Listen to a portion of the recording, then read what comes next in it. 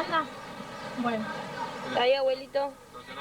¿Está? Sí, ya está. ¿Solucionado? Listo. Bueno, abuelo. Bueno, eso se llamaba la Brigada de la Alborada, porque resulta que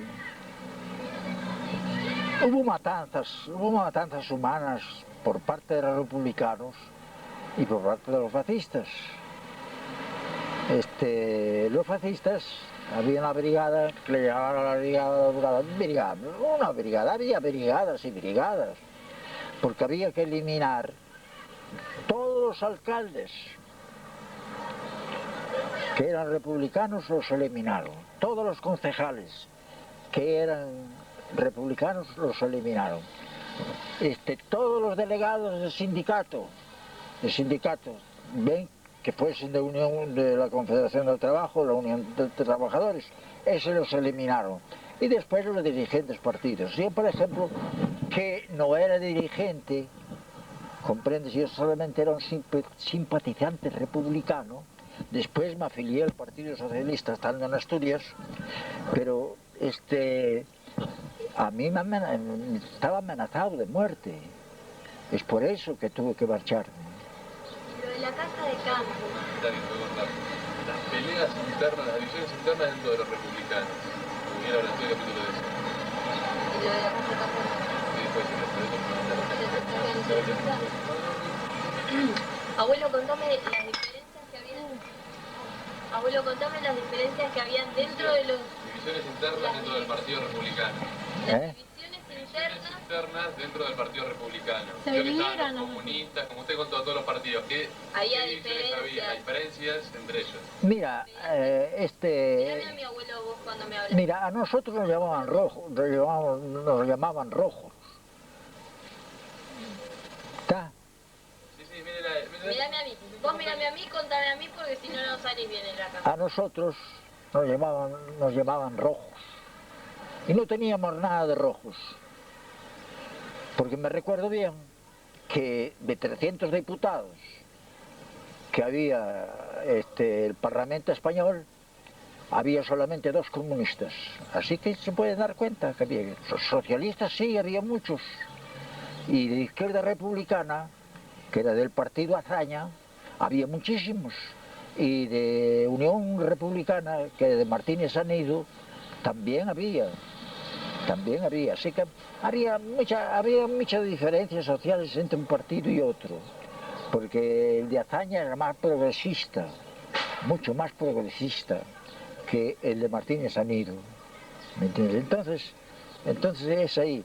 Ahora, entre la Unión General de Trabajadores y la Unión General de Trabajadores, Confederación General de Trabajadores y la Unión General de Trabajadores, había una diferencia social enorme, porque la Confederación Nacional del Trabajo era anarquista y los anarquistas no admiten Estado, sino que viven de una forma tribal. Cada pueblo se rige por sí mismo, cada pueblo tiene su autoridad, cada pueblo tiene su autonomía, ¿comprendes? Ese era un Estado sin Estado. ¿Me entiendes? Ahora no, en el comunismo no. El comunismo era un Estado. Creó un Estado. ¿Me entiendes? Ahora hay una diferencia muy grande entre el comunismo y el socialismo. Porque, por ejemplo, el comunismo dice, trabaja de acuerdo a tu capacidad y gana de acuerdo a tu necesidad. Y el socialismo no, trabaja de acuerdo a tu capacidad y ganas de acuerdo a tu capacidad. Ahí, esta es la diferencia que hay entre el socialismo y el comunismo. ¿Me entiendes? Es decir, que el comunismo, si por ejemplo produces 20 y con 5 te arreglas, los otros 15 los das a la comunidad.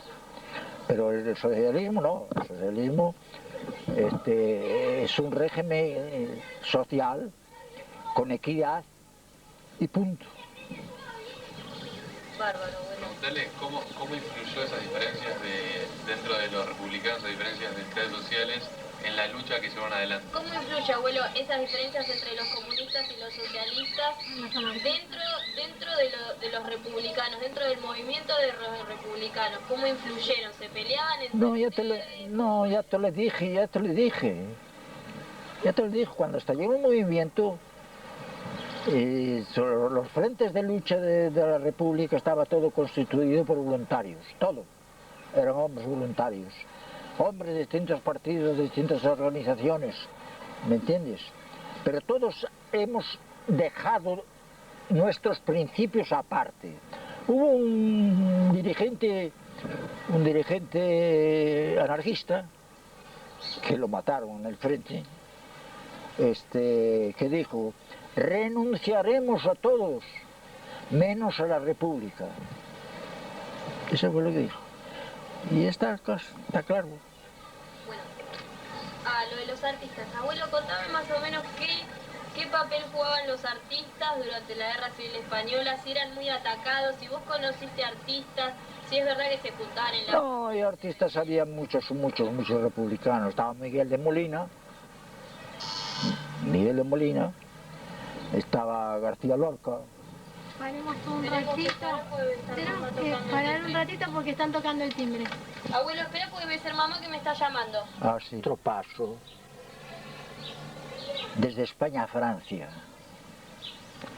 porque hemos pasado entre civiles y militares 500.000 de hombres o de seres humanos. ¿Y cómo hacer para albergar a tanta gente? Porque Francia tenía que recogernos, porque todos éramos refugiados políticos. Entonces, por la Convención de Ginebra, es así. Bueno, y pasamos, y nos albergaban en playas,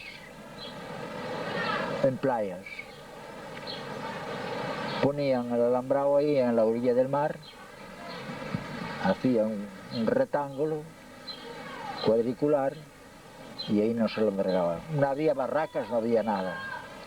Después sí, más tarde los franceses nos dieron madera, entonces nosotros construimos barracas, tipo un militar. Pero al principio, claro, los franceses los agarramos desprevenidos, porque ellos no consideraban que íbamos a pasar medio millón. Y al principio, ¿sabes qué nos daban para comer? Una latita de sardinas, un pan de 1 kilo para 15 hombres. Yo me recuerdo que me junté con unos andaluces y que hicimos de las mantas, hicimos una carpa a 2 aguas y después éramos unos 3 andaluces y yo, 4. Y eran 4 mantas, otra manta por debajo, en la arena, y otra manta por arriba. Y así vivíamos, ¿me entiendes? Me recuerdo que el andaluz, no sé cómo le llamaban, me dice: ¿quieres venir conmigo, gallego? Digo, ¿a dónde? Dice: a buscar comida, que yo no aguanto más. Bueno, vamos. Y fuimos.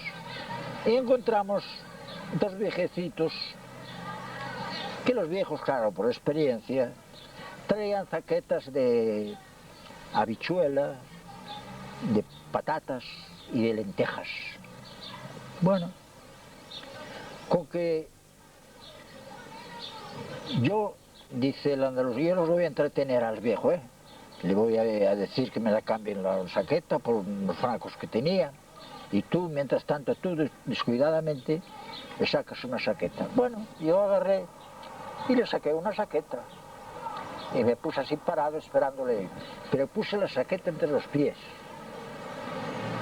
Y el otro me decía: ven, y yo lo llamaba: ven. Me la robaron. Y me había robado la saqueta. Era una saqueta de habichuelas. Y después, pues, dice: voy otra vez. Y le saqué una saqueta de papas. Pero aquella lo puse bajo el brazo. No me la saca, caray. No la saca. Y no me la sacaron. Bueno, Y fuimos y nos dimos un banquete, papas asadas, los cuatro nos dimos un banquete. Y sobró la mitad de la saqueta. Y dice, bueno, esta saqueta la pongo yo debajo de la almohada, como almohada. Me dice el andaluz, la pongo como almohada. Dice, bueno, está bien, con que allá a la medianoche empezó el me cago en Dios, me cago en toda la corte celestial. Bajaron todos abajo. ¿Qué te pasa? Me robaron los... Claro, era arena, ¿no? Entonces el que sabía... Cualquier cosa asomate ahí en la parecita y decirle, chicos, paren con eso, pues yo ya les dije de los artistas, que me contaste...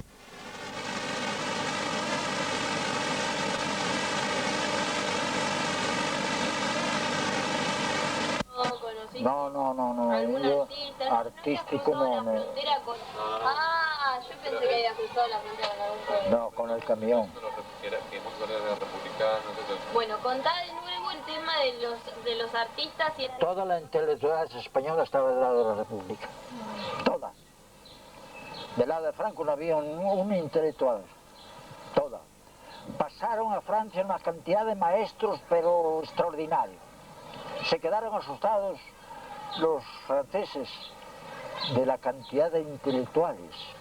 Bueno, el que pasó Machado, pasó Miguel de Molina, pasó, qué sé yo, infinidad de ellos. Todos. Este otro artista también, que era Angelillo también. ¿Eh?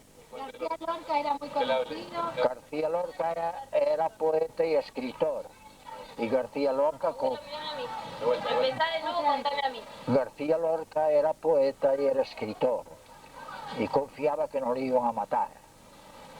Porque él agarró el movimiento en Madrid. Pero de Madrid se fue a Málaga, porque él era malagueño. Y en Málaga se escondió en casa de un fascista, pero el fascista, como era tan fascista, lo denunció. Entonces lo agarraron y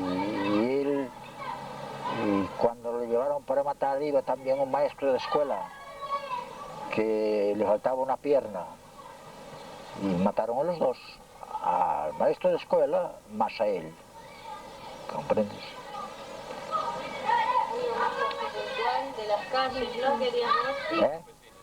Era verdad que por las calles se veían los campesinos armados y que había tiroteos por todos lados, no se sabía quién iba a atacar. No. Contame a mí, ahora contame a mí, mira. No.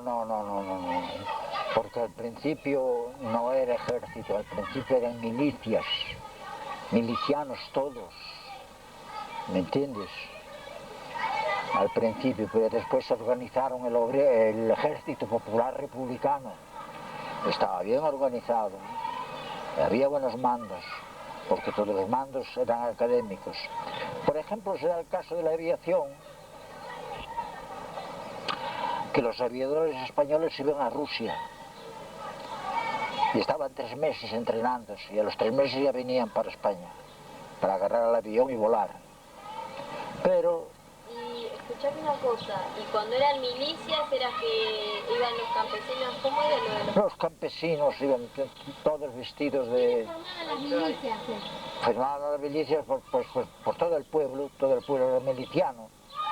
Todo el pueblo, porque eran los campesinos, los obreros y los intelectuales también. Los intelectuales, porque tienes el caso de Cuadrado fue miliciano. Aunque después fue comisario en un ejército. Y comisario en un ejército tiene mucha responsabilidad, o tenía mucha responsabilidad. Y él estuvo en la toma de Teruel, ¿entiendes? Los artistas sufrían alguna condición especial simplemente por el hecho de desarrollo intelectual. ¿Dónde se reunían? Si sabían. ¿Vos sabés dónde se reunían los artistas? No. No sabés. ¿La Plaza de la ¿Y Independencia sufrían era conocida? Sí, sí, sí, sí, sí. ¿Qué había en la Plaza de la Independencia? Y era una plaza común. ¿Nos puede contar cómo era la Plaza de la No, no, no. Yo ahí no estuve, no estuve. Abuelo, escuchame una cosa. ¿Vos no sabés si los artistas eran perseguidos precisamente por ser artistas? O sea, ellos los perseguían especialmente a los artistas por ser Pero artistas. toda la te he dicho que toda la intelectualidad estaba del lado de España, de la República, toda la intelectualidad, toda, absolutamente toda. Maestros nacionales, abogados, escritores, todo. Machado también. Machado pasó su madre a espaldas sobre la nieve, cuando cruzó la nieve, cuando cruzó por la frontera. ¿Me entiendes? Sí, Machado murió en un pueblo que le llaman Collivi, le llaman el pueblo.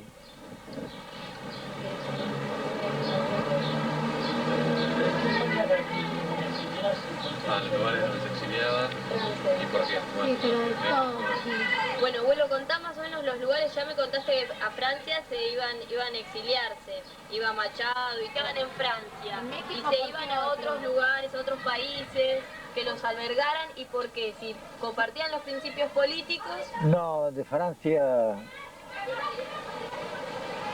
claro, porque España no tiene más que una frontera, que es la Pirenaica, la cordillera Pirenaica. Y ahí cruzaba la cordillera. Yo, por ejemplo, en una oportunidad, crucé 6 veces, penetré 6 meses en España, después de cuando se terminó la última guerra. Cuando se terminó la última guerra me designaron para ir a España para localizar valores republicanos y la creación de estafetas por el paso de los guerrilleros de Francia a España. Y bueno, y ahí, ¿me entiendes? Pues entonces llegaban a Francia, pedían asilo político, les concedían el asilo político, pero después había 3 países que nos recibían. Estaba Rusia, estaba México, principalmente de México, y estaba Chile. Los que venían de Francia para Chile tenían que pasar por el, ¿cómo le llaman? El hotel de transuntes que había, que no podían, no lo dejaban desembarcar aquí. No, aquí era un gobierno reaccionario y no los dejaban desembarcar. Y de aquí agarraban el tren y se iban a Chile. ¿México por qué motivo? ¿Porque compartían los principios políticos? No, México porque era un país democrático. Estaba el famoso partido PRI, Partido Institucional Revolucionario. No, Partido Revolucionario Institucional. Estuvo 70 años gobernando en México. Ahora recién perdió. Es como por ejemplo en Suecia, que hace 80 años que está gobernando la socialdemocracia. Y Suecia, como estándar de vida, está a la cabeza del mundo. ¿Por qué no los dejaban desembarcar acá? Porque eran rojos. Porque eran rojos. Comunistas. Lo de Buñuel. Abuelo, no conoció, ¿querés que diga algo? ¿Algo de Buñuel? ¿Eh? ¿Escuchó algo de Buñuel en esta...? ¿Cómo? Abuelito, escúchame. ¿Vos conocías, o sea, escuchaste nombrar algún cineasta en particular? ¿Se hablaba del cine en esa época? ¿Cómo? Si escuchaste hablar de algún cineasta en particular, entre todos esos artistas que vos escuchaste hablar y qué sé yo, ¿escuchaste hablar de algún cineasta en particular, de algún director? Sí, había muchos norteamericanos. Ah, pero no españoles, republicanos, no. No, pero había muchos cineastas norteamericanos, no me recuerdo cómo lo llamaban. porque él sabe que yo estuve hablando con él el otro día y le pregunté si lo particular querés decir algo que te acuerdes de esos momentos, querés terminarlo con alguna frase del partido a donde vos pertenecías, querés terminarlo con algo. No, yo he dicho todo lo que tenía que decir. He dicho todo lo que tenía que decir. Listo, no querés decir más nada, no querés agregar más nada. ¿Usted cree que la guerra fue productiva? ¿Cómo quedó España después de la guerra? ¿Qué conclusión saca usted de su participación y de la participación en la guerra que tuvieron los republicanos? Mira, en la guerra civil española han intervenido armas internacionales. Porque ha intervenido la aviación alemana, que tenía aviones Junker de mucho transporte, y después tenía los cazas Messerschmitt, que eran los mejores del mundo. Los mejores del mundo eran los Messerschmitt. Y ahí intervino pues después Mussolini con 50.000 hombres, que tuvieron una derrota en Guadalajara. En Guadalajara tuvieron una derrota, ahí perdieron muchos italianos.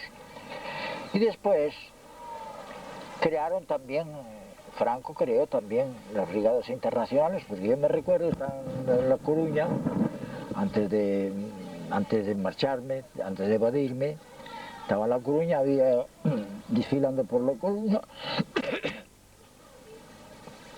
como unos 50 argentinos a favor de Franco. Y del lado nuestro pues estaban las brigadas internacionales, que estaba compuesta por 30.000 hombres, 30.000 hombres, ¿comprendes? Y después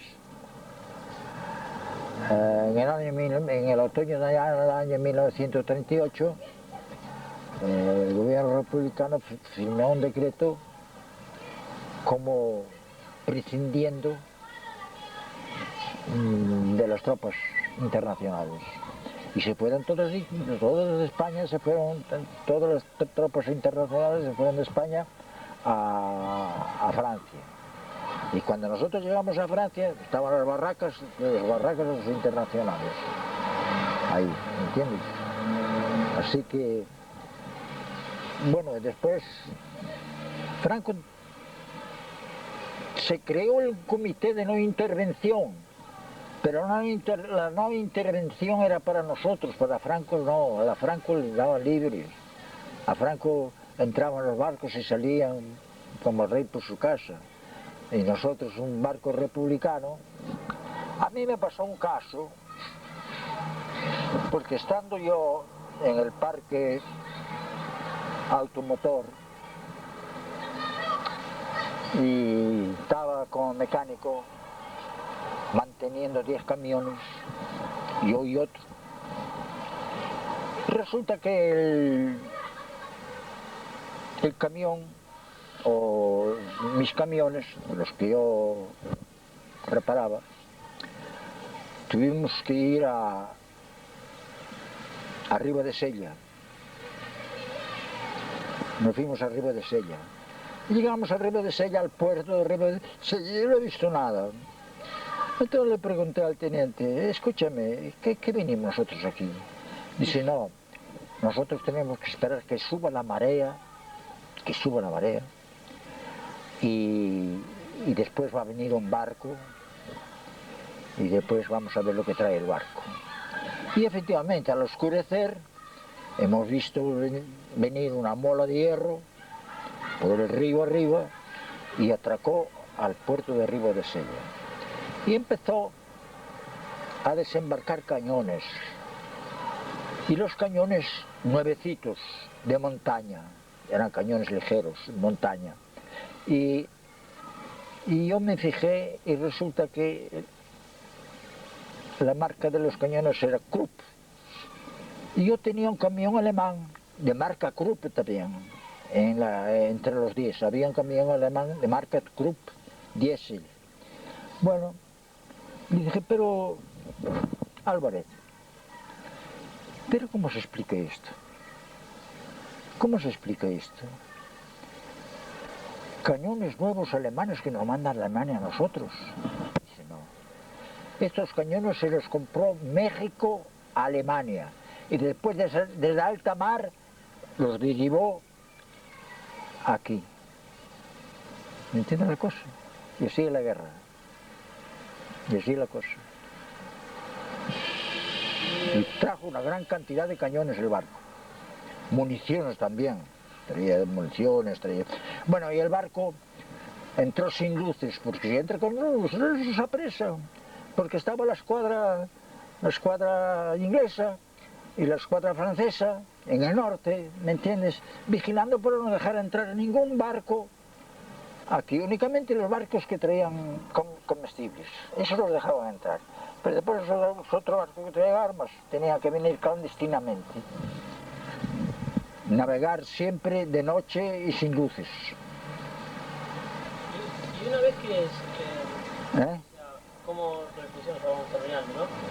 Una vez que una persona tomaba la decisión de exiliarse, ¿Cómo? Una persona tomaba la decisión de exiliarse y irse a otro lado, ¿pensaba que iba a poder volver algún momento o ya iba a otro país a empezar una nueva vida? Nosotros estábamos pensados, nosotros no, yo no pedí a España, yo vine para acá.